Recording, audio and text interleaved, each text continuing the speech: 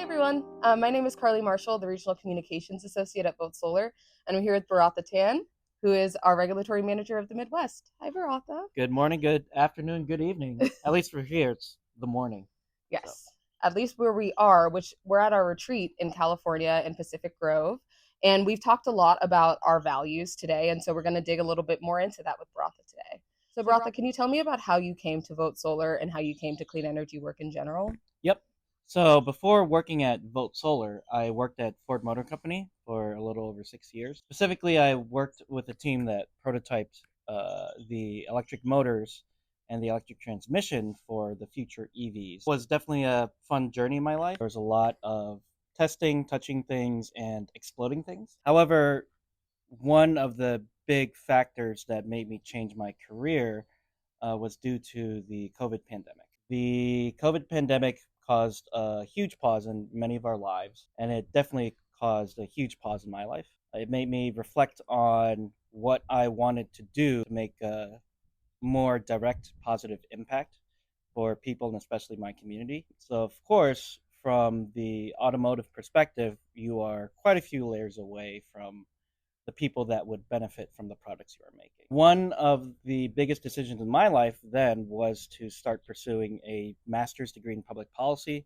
So I went to uh, get that at the University of Michigan, mainly because I wanted to utilize my background and my technical expertise in engineering, electrical, mechanical, everything in between, but to put that to something that would impact people positively. So that's kind of how I found Volt Solar. So, Baratha, can you tell me about your relationship to this month's AAPI month theme of advancing leaders through innovation? Where are you at with it? How do you reflect on it this month and this year? I think for me growing up, I actually did not know that May was dedicated to AAPI, mainly because I think I grew up in Philadelphia in a very diverse neighborhood, not just Cambodian Americans, but Laotian Americans, Puerto Rican Americans, Dominican Americans, Italian Americans. And that gave me an appreciation of understanding, valuing, and respecting other people's cultures. I also went to an elementary school where my brother and I spent a lot of time with fellow Cambodian Americans in Philadelphia. To us, we lived out our Cambodian cultures every day, not just inside our homes, but in our schools. So I had the great benefit of being able to be authentically myself. So it wasn't until, say, college where I realized that I was only one of two or three Cambodian American undergrads at my university. So I took that on as an opportunity to teach others about my Cambodian heritage.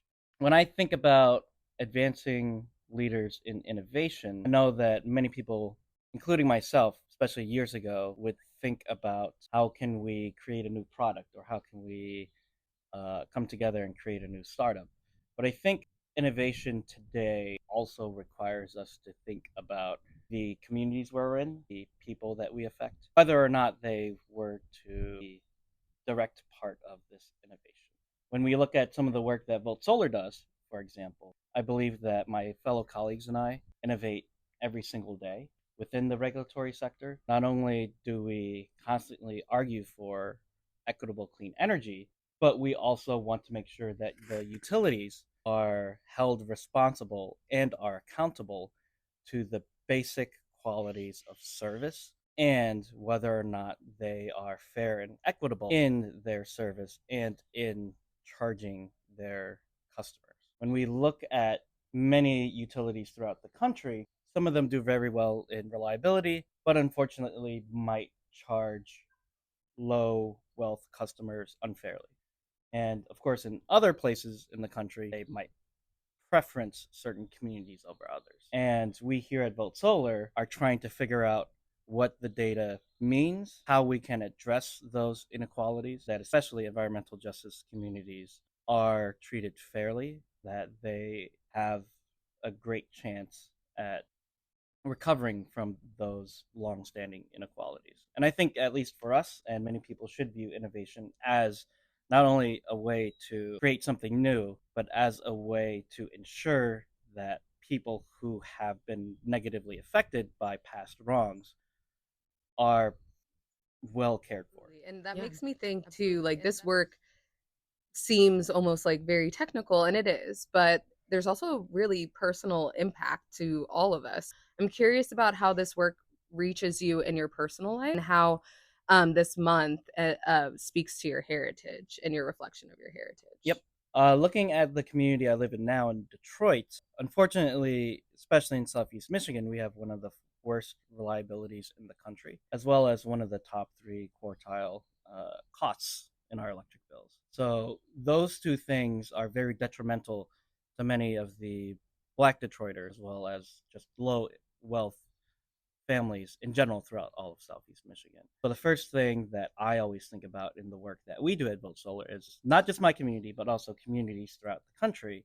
How do we make sure that these lived experiences, that these real life stories of people losing their food because the power is out for 3 days, people who have lost elder because the power is out for 4 days and their ventilator wasn't working, how do we make those lived experiences more prominent the work that we do, whether regulatory, whether campaigns, whether communications? How do we elevate those stories? And at least in a small part of what Volt Solar does, that we have to also show the data behind those stories. I think that's a good way for us to show, hey, yes, these stories are lived, these experiences are real. Here's the data to back that up, and here's what we will present to the commission, because you can't deny the stats that are out there, especially when these real stories are there.